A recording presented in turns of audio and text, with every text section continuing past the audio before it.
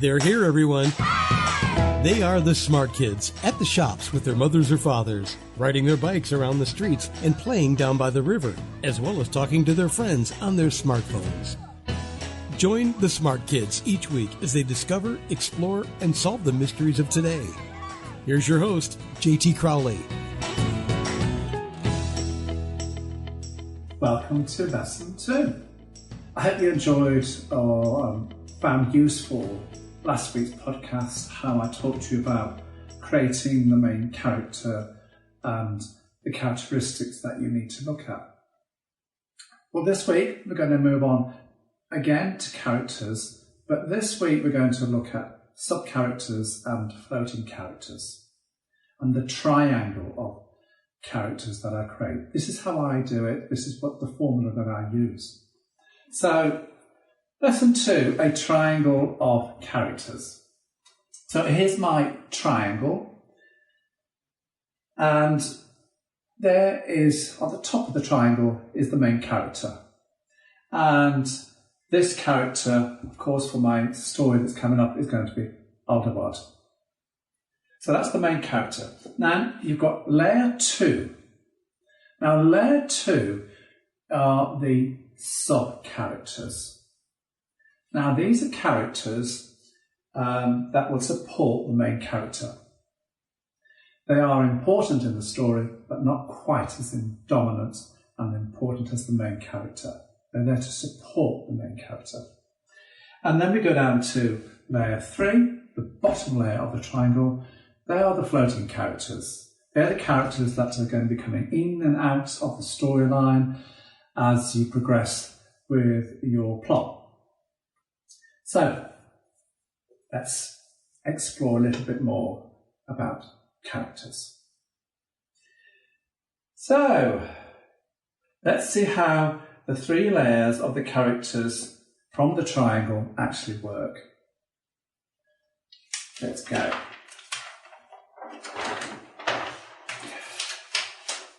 So the main character, as I said, I covered off last week. And if you want to refresh how I did that main character, then go back to podcast 1 and go and have a look again. But sub-characters.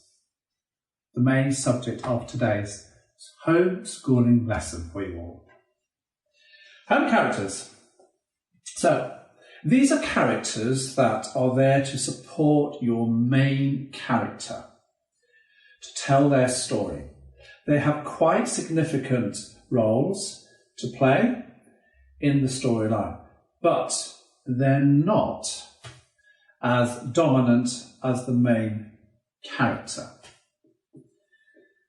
Who are these characters? These characters, well, in your stories, they should be friends of the character, maybe some family members of the character, or maybe a close working relationship with somebody.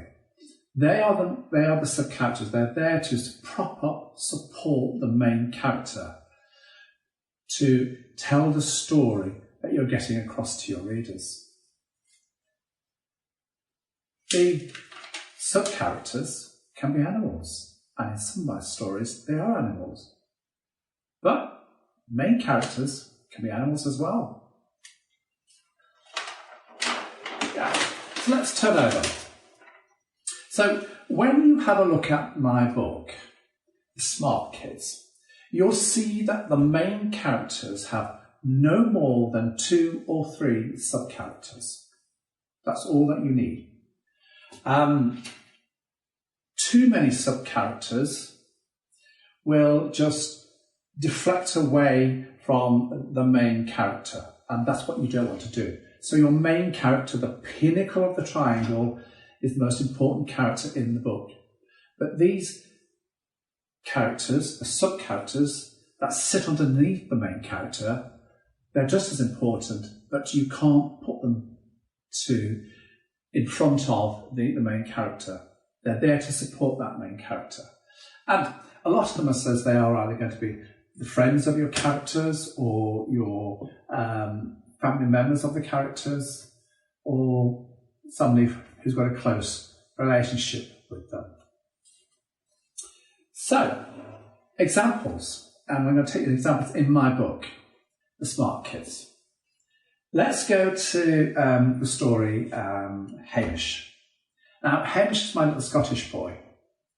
And when you look at the story, he has two friends, Niall and Kiddock. Now, they are the sub-characters in that story. So Hamish is the main character. Layer 2, you have got Niall and Kiddock. In my little Russian girl, Dushka, the sub-characters are Boris, her friend, and her brother, Makai. So in that story, the triangle again, you've got Dushka at the top of the triangle, the main character, and then you've got Boris and you've got Makai, the two sub-characters in layer 2 of the triangle, supporting Dushka's story. In Amarita, slightly different, because yes, she's the main character, but the sub-characters are a dog, Gretel this time, her St. Bernard dog, and her brother Heinrich. So as I said, you can have an animals as your sub-characters, and yeah, you can have an animal as your main character, because some authors have written all about animals. Paddington Bear, for example, is the main character. The Michael Bond, who wrote about him. Paddington's the main character. And also, in my character, Anjala, well, she's the main character, the first layer. The second layer, the sub-characters, is Heaven, the snow leopard, which she's talking about, and her brother Rajesh. So you see how already you've got your main character at the top of the triangle, layer 1, layer 2, you've got your sub-characters. And when you look at my stories, the sub-characters are no more than 2 or 3 characters at the most. As I said, to do any more, you're just going to deflect away from the main character, and that you don't want to do. Right, let's turn over. So, with your sub-characters, your layer 2 characters, again, you need to draw up a list of their characteristics. Like the main character, for what to include, to go and revisit the previous podcast. So, if you want to see what, again, the characteristics, go back to the podcasts of Pod 1 and see what I use as tools for creating the main character and the sub-characters, what I use. Go and have a look back. So that's the first layer of the triangle, the second layer of the triangle. Now the third layer are what I call floating characters. Now, floating characters, these are characters that float in and out of the plot as the story progresses. They're simply there to move the story along, add to the story, but not really take over from the sub-characters or the main characters. So these are characters that are just going to float in and out as the story goes along.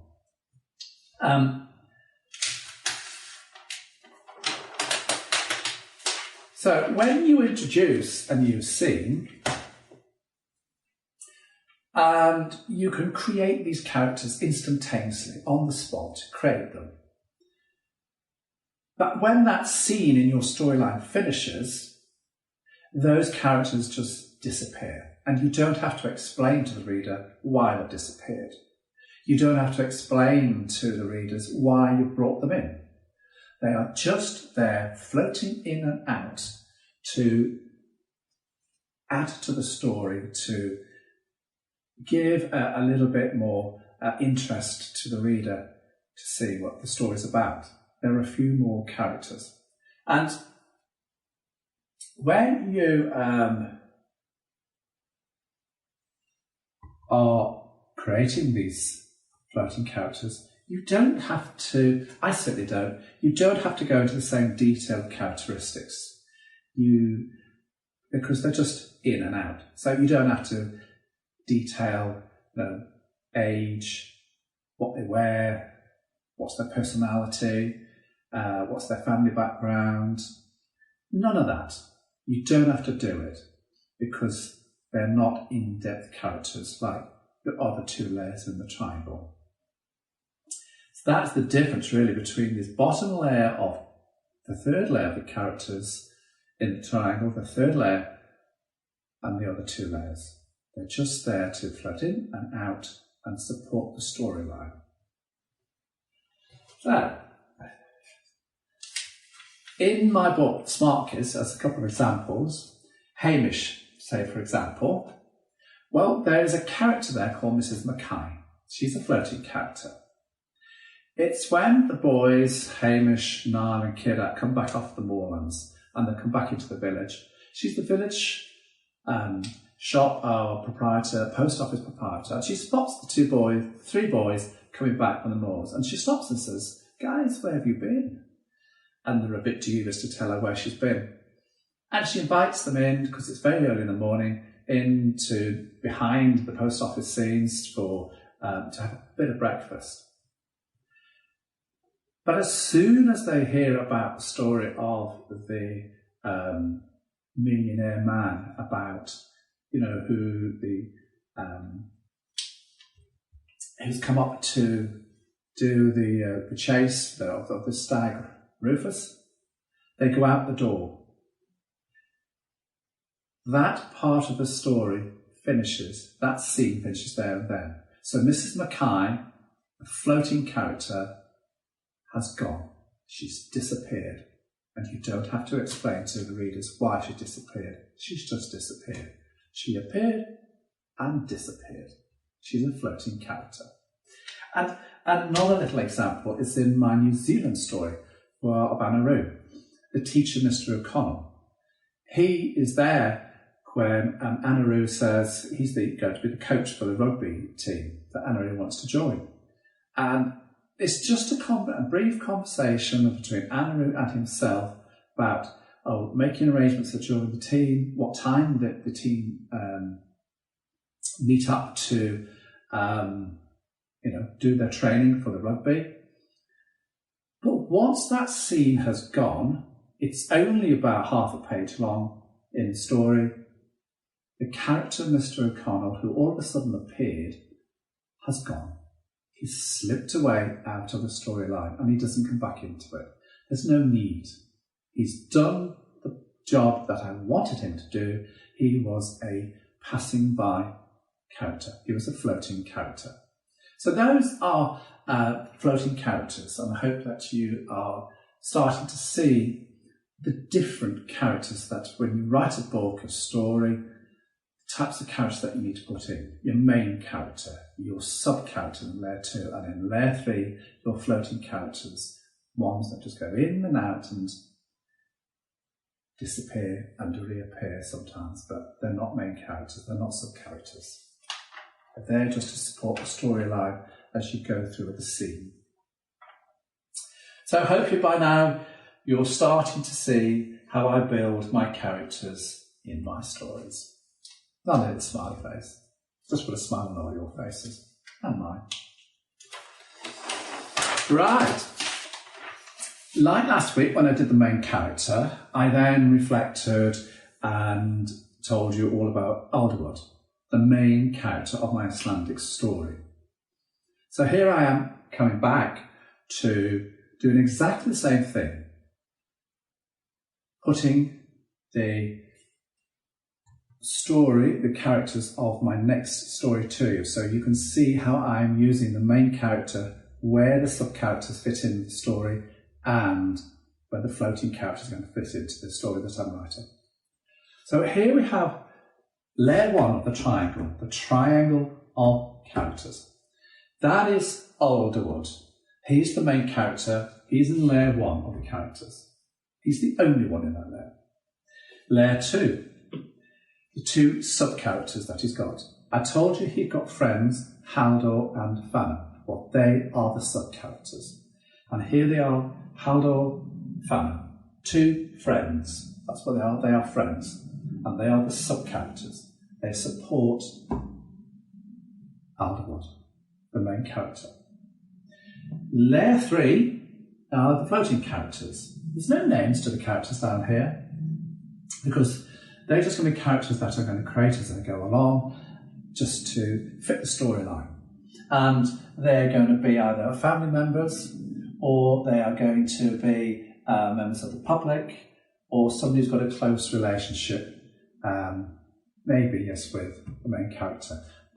But they're just going to be in and out characters. So, main character of the triangle, sub-character, Haldor and Fana, and then floating characters. Let's see what they're going to be about.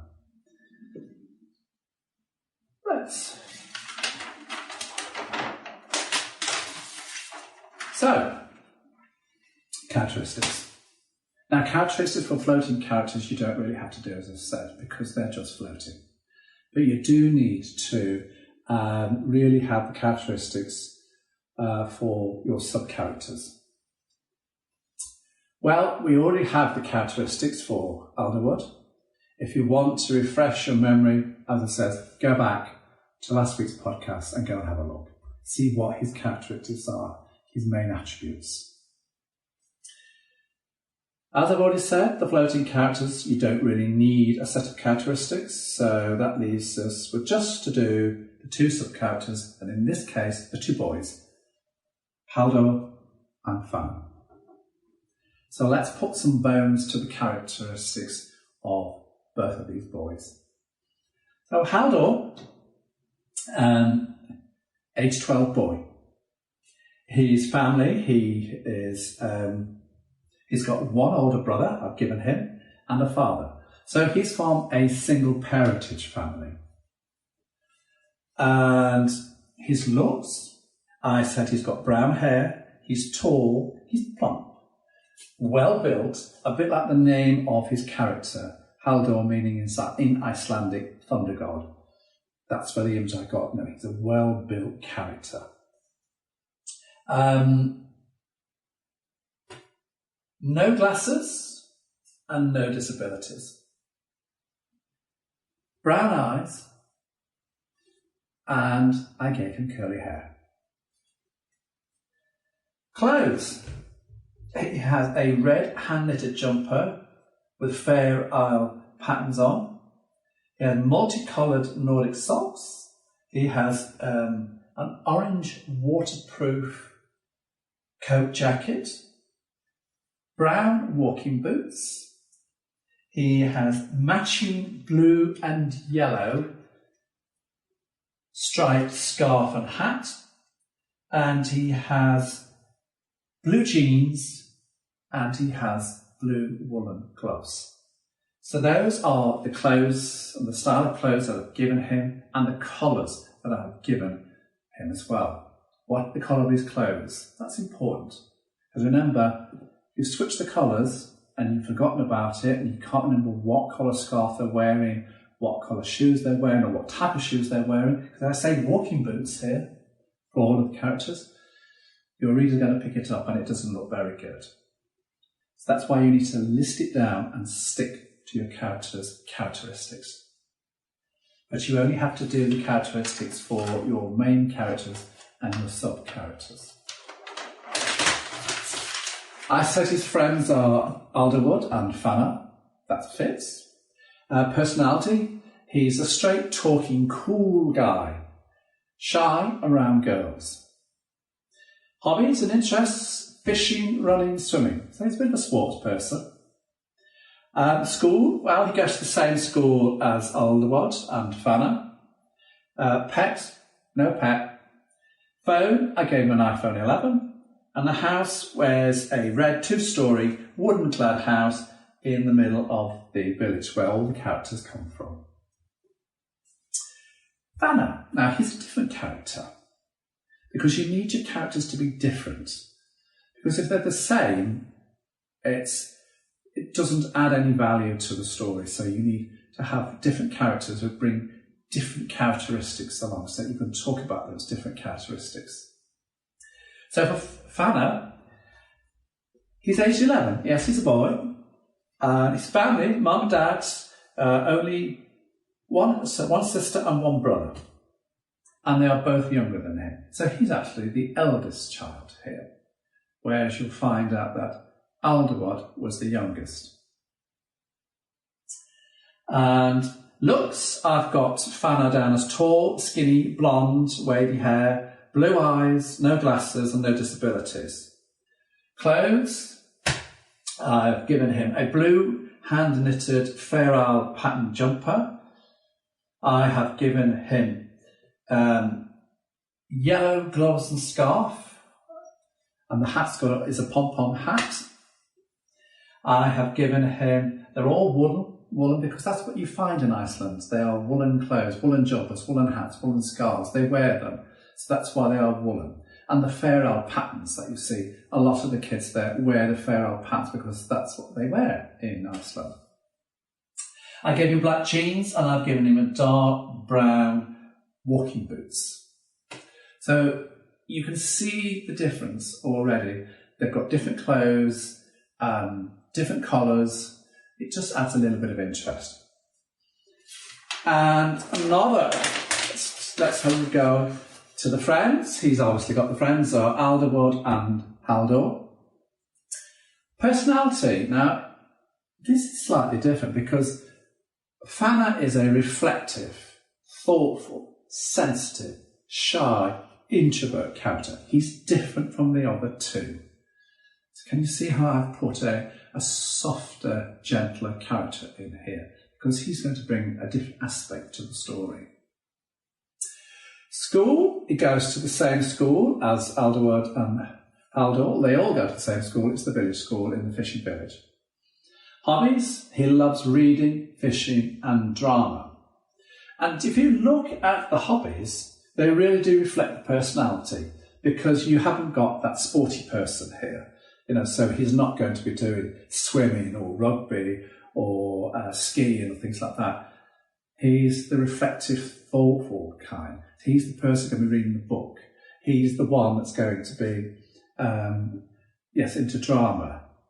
And fishing, he's shy. A lot of fishing people are quite, shy people. They like to go out on their own. So that's why I put fishing in. So you can see he's a different character to Aldowod and he's a different character again to Haldor. And you need to have different characteristics to your characters. I give him an iPhone 7. He has a hamster called Thor. Again, this is a small animal and it's reflecting on the personality, being reflective, thoughtful, sensitive, introvert. And he's a reading and drama person, so not into a big dog or anything like that. He's different characteristics to the other two. And the house, I said it's a 3-bedroom, 2-storey house, colour yellow, on the outskirts of the village. It's a wooden clad house.